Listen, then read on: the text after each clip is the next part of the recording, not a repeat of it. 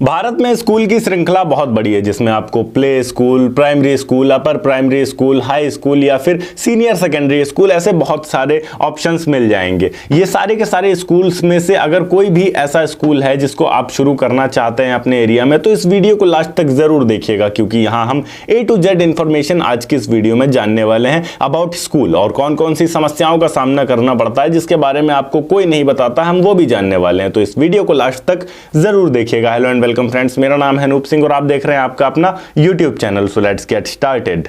सबसे पहली चीज, अगर आप एक स्कूल शुरू करना चाह रहे हैं और ग्रामीण एरिया में शुरू करना चाह रहे हैं, विलेज एरिया में, तो आपके पास कम से कम 7,000 से 15,000 स्क्वायर फीट एरिया होना चाहिए, तब वहां पर आप शुरू कर पाएंगे। अगर आप शहरी क्षेत्र में हैं तो फिर 5 से 10,000 स्क्वायर फीट एरिया तब भी आपके पास होना चाहिए, तब जाकर आप एक अच्छा स्कूल शुरू कर पाएंगे और मानकों पर खरा उतर पाएंगे। उस एरिया में आपके पास कुछ बेसिक चीज़ें होनी चाहिए, जैसे प्रॉपर क्लासरूम्स होने चाहिए, ऑफिस एरिया होना चाहिए, प्लेग्राउंड होना चाहिए, फीमेल और मेल्स का सेपरेट वॉशरूम आपके पास होना चाहिए, पीने का साफ पानी शुद्ध होना चाहिए, हर क्लासरूम में प्रॉपर ब्लैक बोर्ड्स होने चाहिए।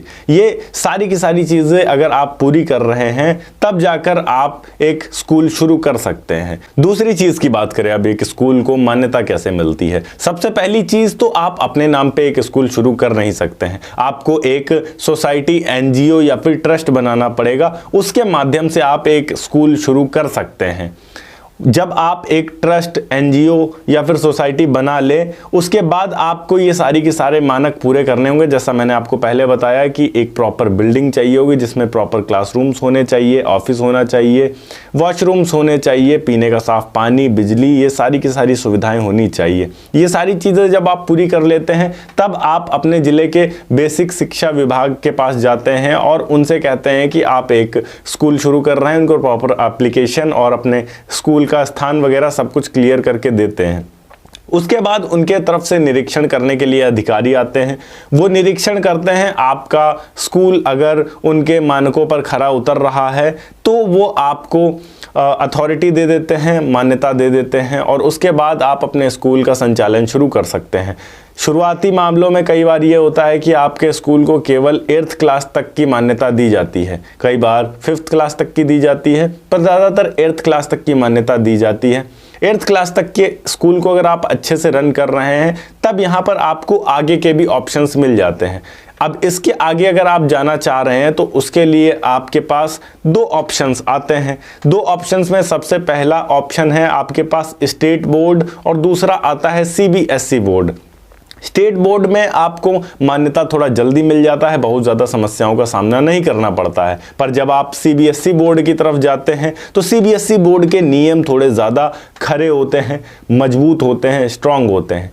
अगर आप स्टेट बोर्ड से आवेदन करते हैं तो निरीक्षण करने आएंगे और आपको आसानी से मान्यता मिल जाएगी क्लास 10th तक की। पर CBSE बोर्ड वालों के कई सारे मानक होते हैं, जैसे उनको proper library, proper computer lab चाहिए होता है, कैंटीन चाहिए होता है, साफ़ सुथरा वातावरण चाहिए होता है, A1 क्लासरूम्स चाहिए होती हैं। ये सारे के सारे मानक जब आप पूरे करते हैं तब आपको CBSE की मान्यता मिल पाती है।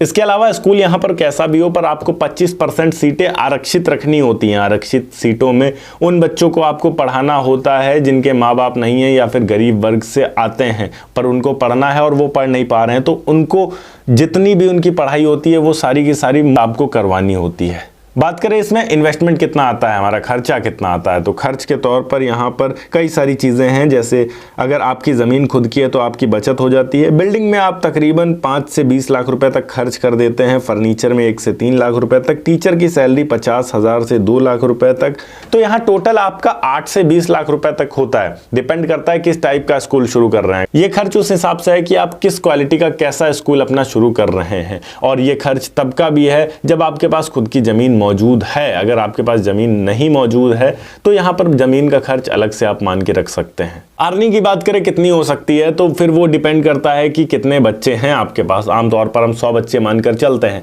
और अभी यहाँ पर 1000 रुपये से कम तो मुश्किल ही है किसी स्कूल की फ़ीस हो। अगर ठीक ठाक सा स्कूल है तो अब 1000 रुपये हम फीस लेकर चलते हैं।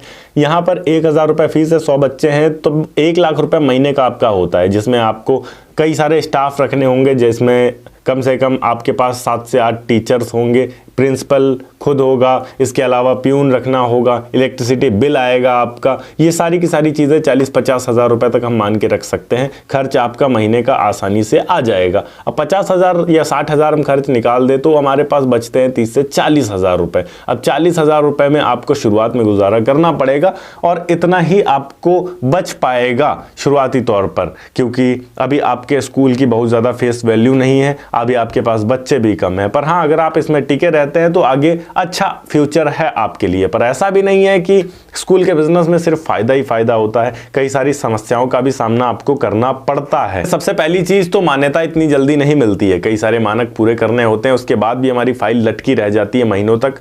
जब तक मान्यता नहीं मिलती आप अपने स्कूल को शुरू नहीं कर सकते हैं। इन्वेस्टमेंट बहुत मोटा लगता है यहाँ पर, अगर आपके पास अच्छा पैसा है तभी आप इस बिजनेस में उतर सकते हैं, वरना आपके लिए ये बिजनेस बिल्कुल भी नहीं है। इसके अलावा टीचर्स यहाँ पर योग्य मिलना मुश्किल होते हैं, और मिल भी जाते हैं तो बहुत ज़्यादा समय तक आपके पास टिकते नहीं है, एक्सपीरियंस थोड़ा बहुत ले लेते हैं आपके पास से और फिर दूसरे स्कूल में शिफ्ट हो जाते हैं। तो सही बजट में सही टीचर मिलना भी यहाँ पर थोड़ा मुश्किल रहता है। पेरेंट्स का ट्रस्ट जीतना थोड़ा मुश्किल होता है, क्योंकि आपका स्कूल नया है तो उनको ट्रस्ट नहीं होता है। इसके अलावा यहाँ पर नए बच्चे आना बहुत ज़्यादा मुश्किल हो जाते हैं, क्योंकि आपका स्कूल नया है। पर एक टाइम के बाद जब आप उन बच्चों को अच्छी शिक्षा देते हैं और वो अच्छे लेवल पे चले जाते हैं, तब लोगों का ट्रस्ट आपके स्कूल पे गेन होना शुरू हो जाता है, जिसमें कम से कम 8 से 10 साल आपको देना पड़ेगा।